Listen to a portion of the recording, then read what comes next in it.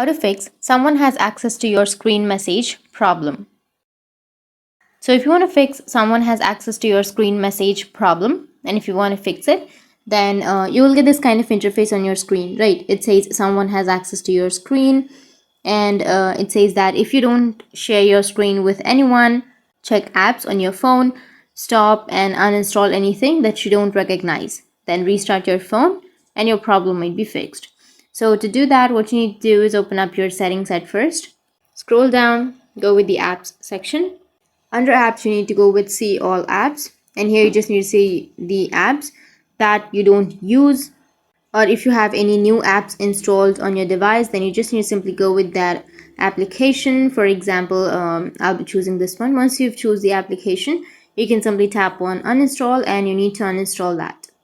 Once you've uninstalled, you just need to simply go and restart your device, and after restarting, your problem will be fixed.